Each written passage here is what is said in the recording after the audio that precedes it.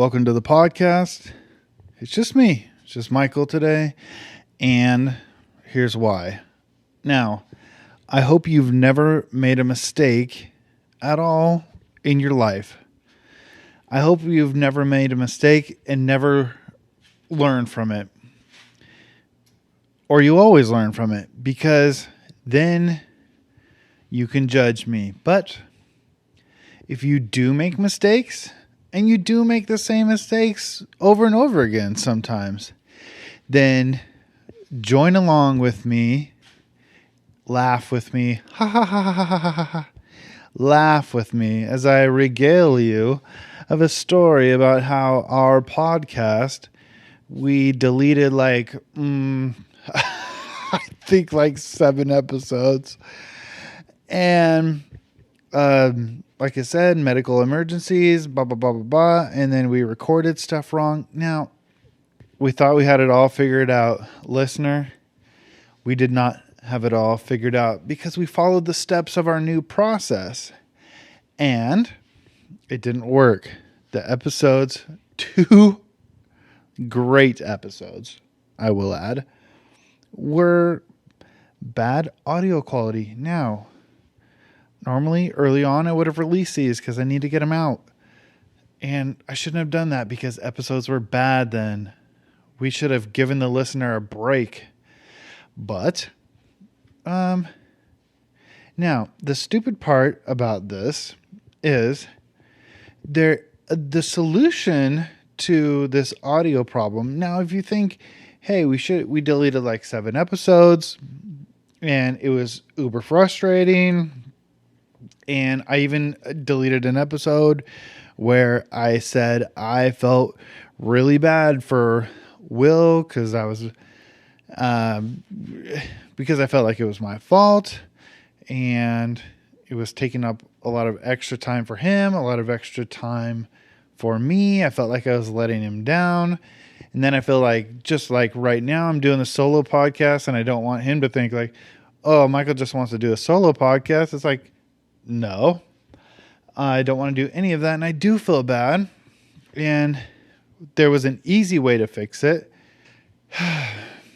So the point is, we made a mistake, and we did not do the very, very, very easy thing to fix it. And no, we don't have a audio interface little thing. We have a little mixing board, a little 8-channel mixing board, and it has limitations, okay? And yes, if you are you can be the Miss Havisham of this podcast, and in return for your generous donation, no, I won't write the book Great Expectations about you, but I will write a little jingle, something like this. Beat up, ba-doo up. This company is great. Something like that. And so I would give you that. You give me $5,000 and I give you that. That's how that works. And so a lot of these audio problems could be solved if there was a rich, old British benefactor to help an orphan out. Okay? But that's why you're getting me on this podcast. What am I doing? I'm standing in my garage. It's 11:30 p.m. and I have 2 candles and a laptop, and I'm walking around to try to keep myself warm. And so here's what's going to happen. Will and I wrote some jokes again. I'm going to tell his, then I'm going to tell mine. I got a Gig Harbor minute, and we're just going to have some fun. Okay? And you're going to hear me playing around with a chord because, again, what am I, Bon Jovi up here? No. Okay? I don't have immaculate sound production. Coming at you, so Will and I enjoyed writing jokes a couple weeks ago. It's the fun of it. It's the process. We should post the little I'll try to find the YouTube video and put it in the show notes. If anybody cares, you probably don't. But if anybody cares, I'll try to put the video in the show notes. It's basically like how late night writers, like monologue people, write jokes, because they have to write so many jokes every day about everything that's in the news. There's a little bit of a formula, and that's the fun about it. You write these jokes, you see a headline, you write some jokes. Okay, so I got Will's. Now, on our original podcast, I laughed at these, okay? And so, hopefully you'll laugh at them too, but he doesn't have an audience now, and I don't have an audience for mine. And this happened too often for me to put fake freaking applause in here. I'm not going to do that again. It takes too much time. Saturday night. It's almost Sunday. The day before it releases. Okay. We got Will's jokes here. Maybe I'll put a little music under it. And I'll do that right now. The 90-year-old Star Trek icon William Shatner became the oldest person to leave the globe when he blasted off on board the Blue Origin spacecraft. The previous person to blast into space was Great Granny Ethel when she confused her hard candies with some edibles. I like that one. I like them all.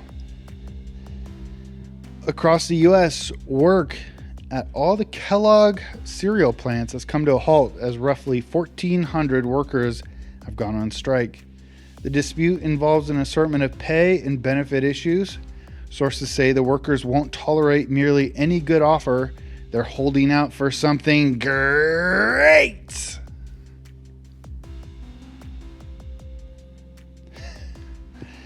You might have been watching Squid Game.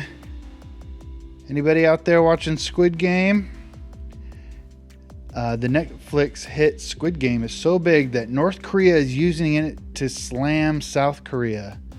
The North Korean state-run website says the production highlights the beastly nature of the South. Let's start from the top. You guys been watching Squid Game? The Netflix hit Squid Game is so big that North Korea is using it to slam South Korea. The North Korean state-run website says the production highlights the beastly nature of the South's capitalist society. But this may be backlash for the 2012 series exposing North Korea, Hunger Games. It took twice for me to say that. In sports news, Phil Mickelson peeved because the PGA Tour is adopting new rules that limit players' shaft length from 48 inches down to 46. Truly ashamed to think the usually dignified PGA Tour needed to stoop to debating shaft length. Okay. Now, was Will the only one that wrote a penis joke this time? There's too much penis talk on this podcast? Yes. But, okay. My turn. Cut the music. Now restart the music.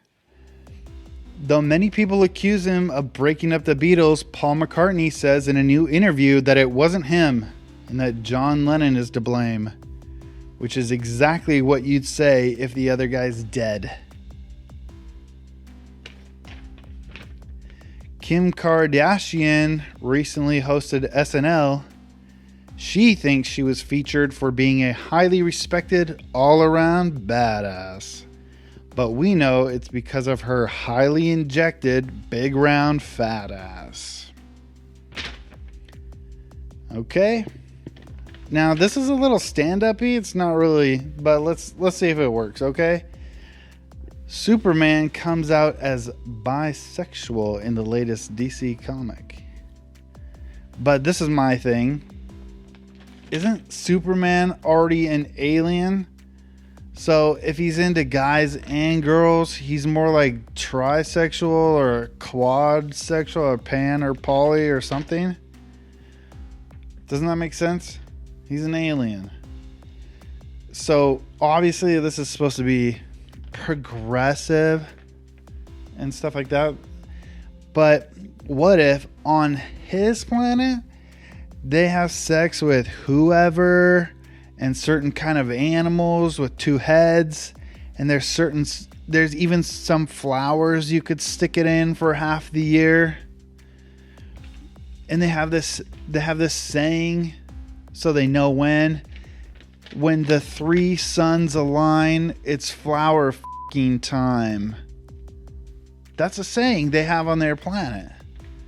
So you know it's flower season. Okay? SZN. So basically what I'm saying is, if Superman is only into girls and guys, he's more like the Amish fundamentalist alien. So really, everybody else on his planet, they think he's a nerd, and the rest of the aliens are like, big deal, I hooked up with a giant crow last night. Speaking of traveling in space, gotcha.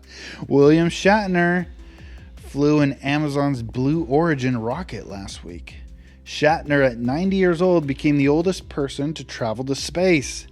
However, the record will only stand until next year when he's shot into space again.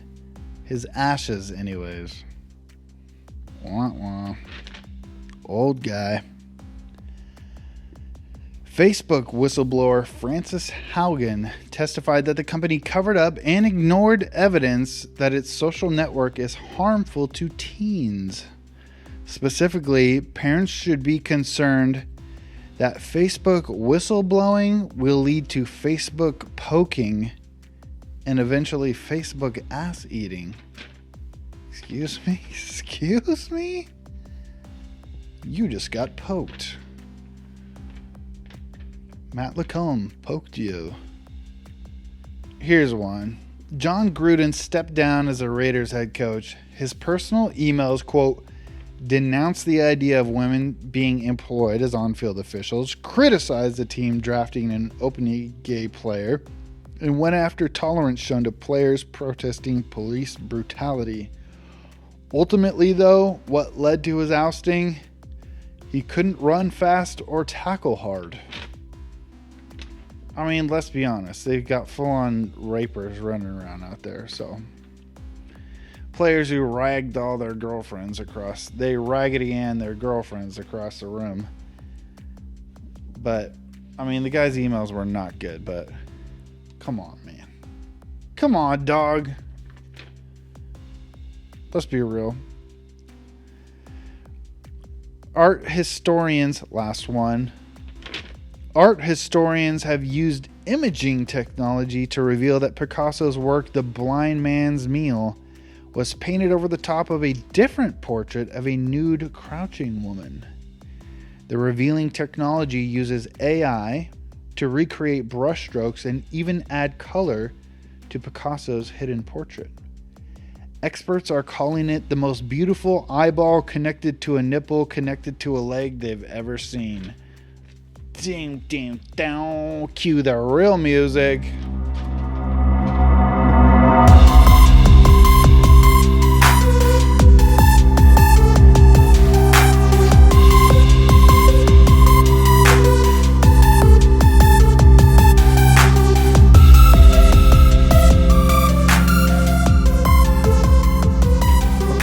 Though, I don't want to leave this out. I'm sorry. I got headphones on, but I'm also sort of clanking around into my microphone cord. I'm going to try to not do that, but this is the Gig Harbor Minute. Gig Harbor has some issues. Yes, it does. That's my opinion! There's too many good-looking people in Fred Meyer and Target. So I know from living in Port Orchard, there is a certain, I don't know whether you want to say percentage or something, the percentage of good-looking people in, I would say, because I didn't usually come up all the way into Gig Harbor, but let's say if I went to Target or to Costco, the percentage of good-looking people much higher. Just going to be real, much higher. Target, Costco. And now I'm including Fred Meyer. Too many good-looking people. So, like, if I went to Walmart on a Friday night, it's 9:30 p.m., it's 9:45, I'm bored, I need to spice up my life, I need to see who's out and about, and I want to see what kind of psychos like myself are inside Walmart. I could go there and I'd see one or two normies, but really, I'd see the dregs of society. You could be a veritable god walking into Walmart if you're like, I don't know, a 7. You could a good looking person could walk around one time around Walmart and people would be on their knees bowing. They'd lift you up in one of those, they'd take a couple poles and then they'd lift you up on one of those chairs like the guys in the tunics, and then you could eat some grapes and they'd walk you around. They'd even take your groceries out to your car when you're done. You could be a god walking around in there. Now me, I am not looking my best right now, and that's okay. I'm not talking too down to myself, but I also, now when I walk into Fred Meyer, so now when I do my normal grocery shopping, instead of feeling halfway decent about myself, I feel like I'm trash. I feel like I'm white trash. I am. Well, Will's not here, so we can't talk about all our fun things. We're going to talk about Snowpiercer, Bong Joon-ho, and stuff like that. I was going to talk about this girl who had this weird tongue that I kissed one time. Maybe I talked about it early on in the podcast. I'll figure it out before next week. But I had this weird talk recently, a couple days ago, listening to the podcast, and about ADHD, and I thought I would sort of I think this is interesting, and it sort of hit me where sort of my one reason why I like to talk about it so much, well, because I'm figuring it out. And maybe I'm supposed to see a psychiatrist now that it's taken 9 months for them to make me an appointment. But it sort of hit me tonight talking about it, why it's such a big deal to talk about, like why it's so important, or why I feel like I have to like convince myself sometimes as much as I have to convince other people. I feel like I'm in a convince people mode. Because I think I've said on the podcast before, like Tammy has clinical anxiety, and before I got married, I didn't know. I heard about anxiety, and I've seen have I seen people snap mentally? Yes. Did someone hit my car? You know, my mom was driving and I was in the passenger seat. Someone hit it with a paintball. She thought someone hit it with a bottle. Why? I don't know. We pulled in. I noticed the paintball on the side. Mom sped down Jackson going 60 miles an hour. Literally. Why? I don't know. Chasing the person down. Is this perimenopause? Maybe. And I'm losing my mind thinking, what's she doing? What's she going to do? Who is this person? Was somebody shooting at somebody else? Why? I mean, what's the benefit of chasing a, hopefully, cross your fingers, teenager, maybe, or something down? And what are you going to say to them? Don't do that, please? But we did. And actually, the guy was almost in tears. And he said, they got the inside of my car. But was I afraid that I had a 56% chance of losing my life for my mom doing something crazy? Yes. Is it something we laugh about now? Yes. Is that one of the first eye-opening experiences I had that made me realize that the chemical situation inside your brain can greatly affect the kind of choices you make in life? Yes. She wasn't in her right mind that day. And there was a time when I first got married and Tammy was not in her right mind either. Tammy had anxiety, and I'd heard about, I know people have anxiety, people get nervous. There's this girl in school, and every time we took a math test, she would cry. She never had to take a math test at the same time everybody else had to take a math test. She would cry, and shake and shake and shake and cry. And I never knew if it was real or not. I couldn't tell. You know me. I got a big heart. So, obviously, I want to give her the benefit of the doubt. I want to say it was true. But it just seems so... I never saw it any other time. But I had never been around somebody who I knew had the kind of anxiety. So Tammy would have all these thoughts. You've heard people say like intrusive thoughts before. And it would come like wave after wave after wave after wave. And it's like all these thoughts coming into your brain that you aren't sort of choosing to think, is how I'd put it. It's like I'm not choosing to be scared. I'm not choosing to think this way. I actually want to be different. Like, especially like when you're in tears and your body's like hyperventilating or you just feel like you're going crazy. You would do anything. You would beg to feel different. I'm begging to think in my right mind. I hate this. I hate thinking this way. I'm not choosing to be like this. And that was really the first couple years of us being married. It happened a lot our first year, and I'm like 21, and I'm like, we're having to like figure this out from scratch. And luckily, we had some pills for a while, and we developed some tools in the meantime to sort of think through those things. And after when we first got married, and one other time where it really got serious, and now it's kind of like leveled out. Haven't had that big kind of like crazy one. Still bad and weird sometimes, but not like that. We're just like months and months and months of just feeling like you're in a fight and tears and you feel like you're a different person. And until then, I didn't really know just about how, I didn't know so much about how the brain worked and what it would be like if something's a little bit off in the brain. I had always heard about, people making bad choices or people, doing certain things or, people having things in their life that maybe cause them to think a certain way or cause them to act in a way. It's like, yeah, if you have a chaotic childhood, maybe you end up sort of making some more chaotic choices for yourself because that was your world and that's what you grew up in. But that would be sort of environmental.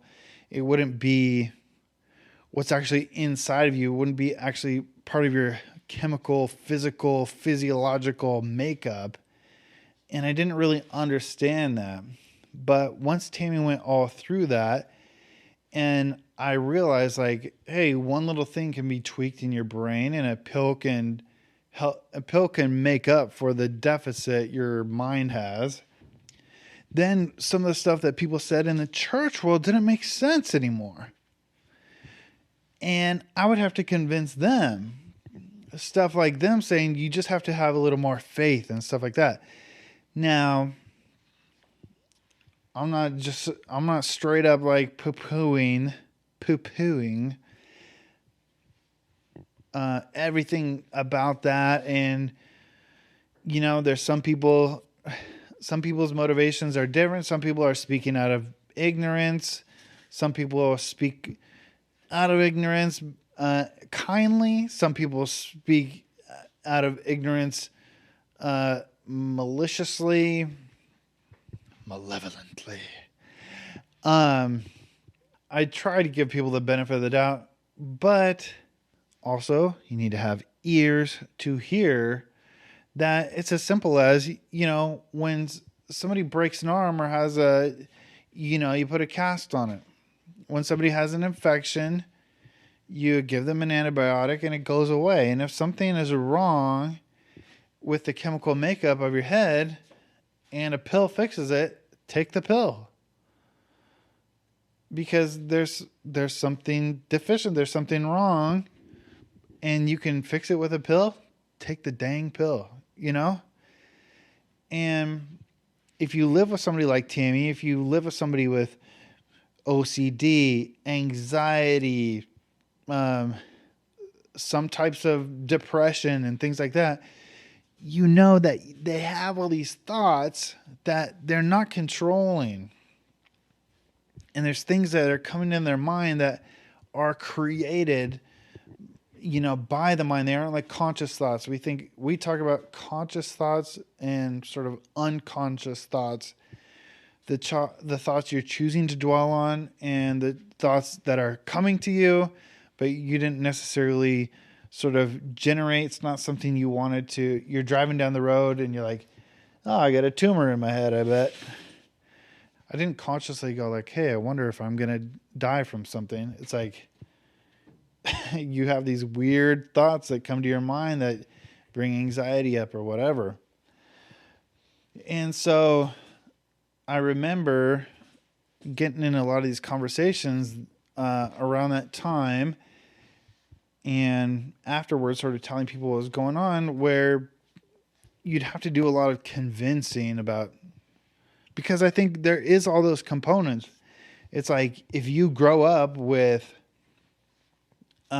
anxious thoughts that are obtrusive thoughts, that are unconscious thoughts, then it sort of shapes how you interact with the world.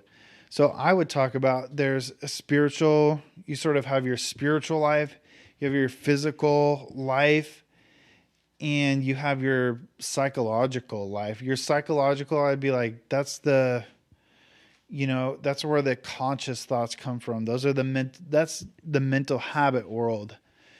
And the physical world are where those unconscious prompts come from, because they're springing up out of you based on the way your body is made up. And your spiritual world is the higher elevated self that you want to be, for lack of a better word.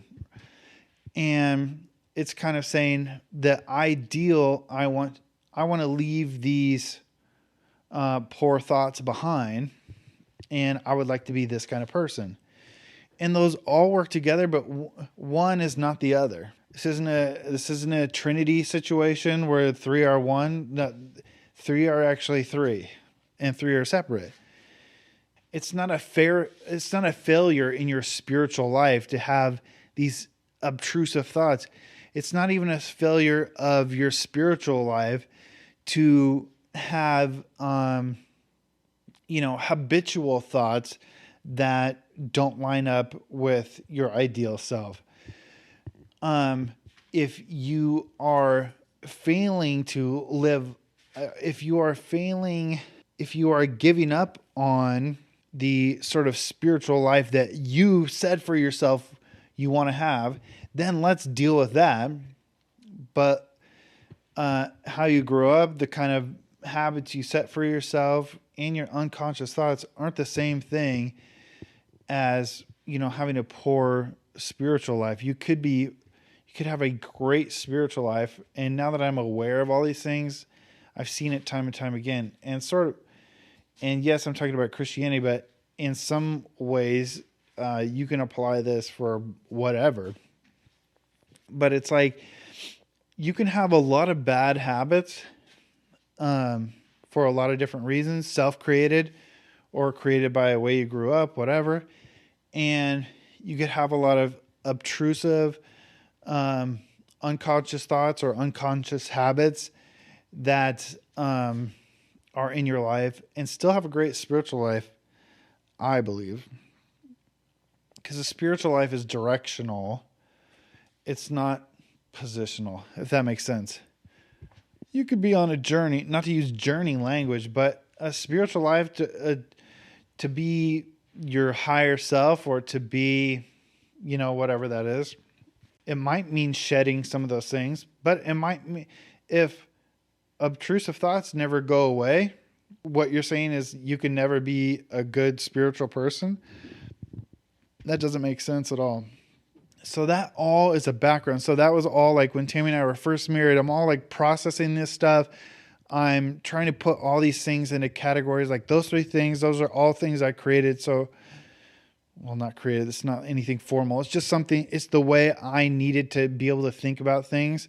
So as Tammy and I dealt with them, Tammy didn't have to have this burden. It's like, I'm a bad person. I'm a bad person. It's like, no, what are you choosing to think about good things? Are you choosing to maintain a certain kind of spiritual life? Then if your conscious choices line up with the kind of person you want to be, then anything unconscious, it's like you can take off your plate and you can kind of rest easy that no, you're not a bad person. If you're having these unconscious thoughts, or even bad habits that you didn't give yourself, as long as you're going the direction that you want to go.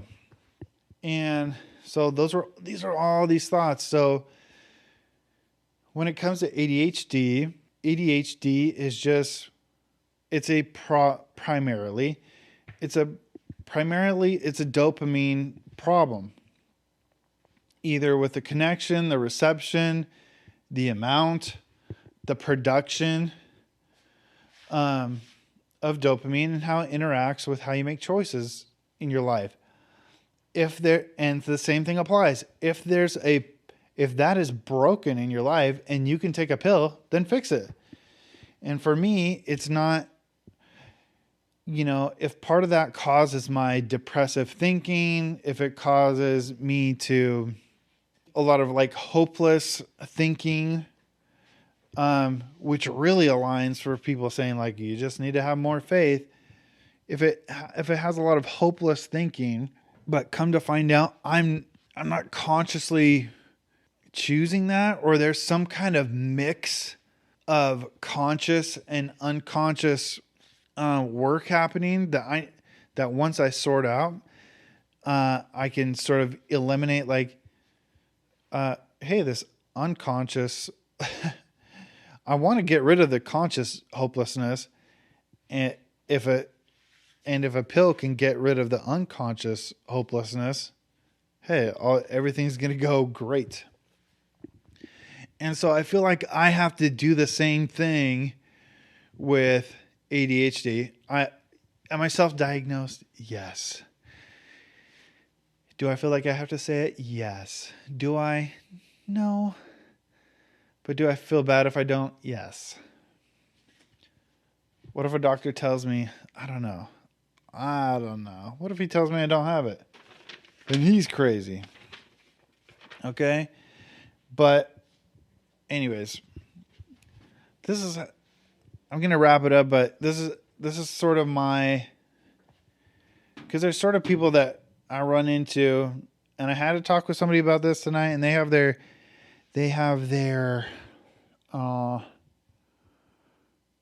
questions about ADHD, and this is not, if they ever listen to this is not directed to them.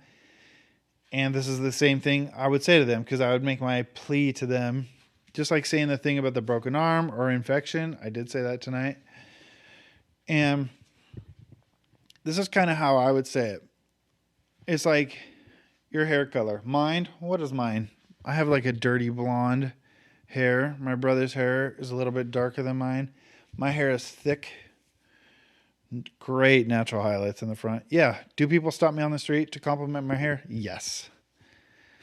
So I got kind of dirty blonde. Tammy has the actual strands are thick. Tammy has not thin hair like thinning, but thin as in the strands. They're very fine. Oh yeah, not thin, fine. Tammy has thin, fine hair that lays straight. Mine stays wavy. Great natural waves to my hair too. And, you know, everybody has something different. And it's genetics. It's DNA. It's all those things. They tell the chemicals. They tell the hormones. They tell all those juices flowing around in your body how to react so that every little hair follicle on your head grows into this color or that color. Some turn gray, some don't. And now I have blonde hair. You know, Will has brown hair. Tammy has purple hair. And somehow your body, it tells your leg hair to stop growing at 2 inches. No. You know what I've never read about? How does your body know to just stop your leg hair growth? Or other areas. Why does your head hair grow long and your eyebrow hairs stay short? Why isn't there people who are like, growing their pubes out to their knees or something like that? You can't. It just stops.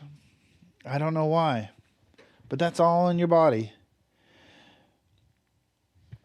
So the crazy thing is, like, you have a face that's so unique that I can spot it in an airport full of 10,000 people. There was a time I would go to the airport like once a year, but it was like every time I'd go to the airport, I would see somebody I hadn't seen in 10 years, 5 years, 12 years. But I'd just be walking, boom, see them. We'd have a little chit chat. Oh my gosh, how are you? How are you? How are you? Nice to see you. Oh, love you. Kiss you. And I would see them. And how could I pick them out of all those people? It's silly, but you don't have to know a person for that long. There could be 1 million people and you say, like, hey, go find Will's face out of these 1 million people. It might take you a while, 1 million, but you could do it with great accuracy. You could find that one person. And why? Your face is so unique. It's so intricate. You could say, yep, this is Will. These 909,000 people, those aren't Will. And there's not even that much real estate to work with. It's a couple inches wide, a few more inches tall. Unless you're one of Will's ugly friends. I'm not going to say which. I'm not going to say which of you that is. Maybe one, maybe multiple. But you probably know who you are already. But I can find you based on being beautiful or ugly. That's one of the qualities, beautiful or ugly. And so if you're lost and you're ugly, that's good news because you have something unique about you. It works. Some of you should be thankful you're so ugly, or you would have been left at the grocery store so many times you would have ended up in foster care. But your face is so recognizable, your parents couldn't forget you anywhere. You'd never get lost in a crowd. You'd be state property if you weren't so ugly. So that's your unique face that you should be thankful for. So there's that much variation in your face, and in the 100,000 hairs on your head, and that's just that part of you. It's so unique. Just your face, just your hair. Imagine the kind of uniqueness in everyone's brains. But now, instead of brown hair or blonde hair, you had alopecia. You had no hair. You had some kind of marker in your genetics that said, nope, hair, turn off. All of a sudden, there's something negative. Sorry, if you're bald, it's not negative. I'm just saying, let's say something, or let's say you have a kind of actual disease or you have a handicap or something something that's there. We recognize that those things exist. So why can't we recognize that something exists inside the brain just because we can't see it or something like that? Or to give a benefit of the doubt, we haven't had enough people learn how things actually work, and to show them, hey, when Michael takes Wellbutrin XL, his whole personality changes, not in just the conscious choices that he makes, but literally like physical things that I don't feel like you would think I'm sort of in control of because I'm making the choice to do. It's almost as if I'm not in control of them because my body is acting 100% like a different person. So it's physical, if that makes sense. And it sort of takes somebody to know that. And so it's just so funny. I just feel like there's these areas like I had to do with Tammy, and now I have to talk through now. It's like, well, why are you taking that and not vitamins? Or why don't you work on yourself and try to find... It's like, no, I have been working on myself, and I hate myself that I have not been able to find the answer, because my whole thing is about finding answers, and I just can't find that one thing. Because it's like it's like giving somebody a rock that's 75 pounds and say, okay, just hold this over your head and do it till you can't do it anymore. And you have a certain amount of time, blah, blah, blah. Your arms get tired. It's hard to keep your arms up like that. Boom. Eventually you stop. Now you say, hey, hold this rock over your head, and if you drop it, you die. And that's kind of, you would say, like, that's impossible. Like, no, like, the body's not meant to do that. It can't do that. That's crazy.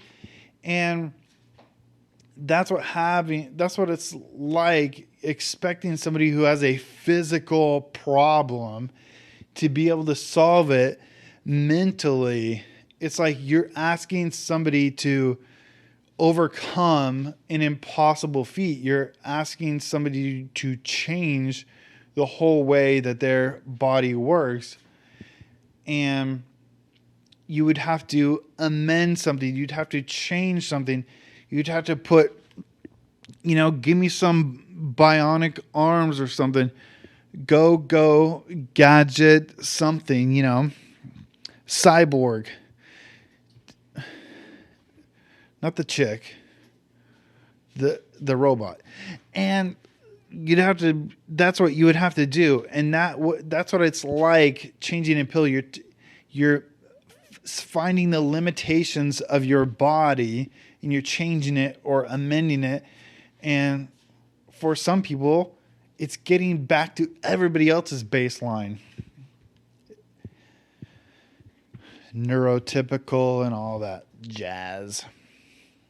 So it's weird. It just finally hit me tonight when I was talking to somebody else. Like, that's why I feel like that, because I had to do that so much with Tammy, convincing people like, hey, this isn't a spiritual problem. This isn't a choice Tammy's making to, feel this way. Oh, yes. That totally plausible thing where people want to feel a panic attack and tears 24 hours a day. Yes, that thing she's choosing to do. Same with me. Oh, would I like to never succeed at anything? Would I like to ruin all my relationships?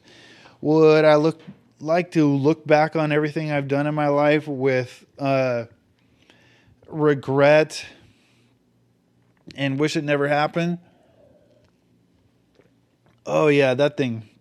Yeah, I should just change. Just change. Okay. I'll do that. Okay, I do need to wrap this up. Thanks for letting me rant. You didn't let me. I don't know if you listened. I just ranted a little bit because I don't want to put rant because that's a negative thing tonight. Because, like I said, I talked to somebody.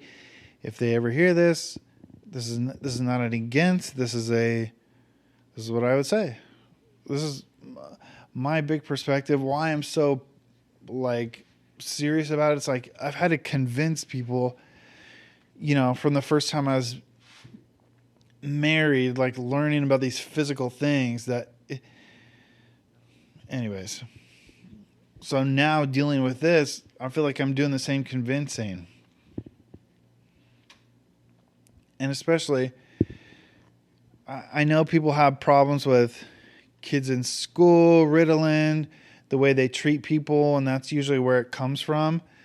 And that's a whole nother topic, and that Will and I won't discuss on this podcast. Go listen to NPR or something like that. But anyway, that's a little bit of me, that whole story. Next week, Will be back. Thank you for listening.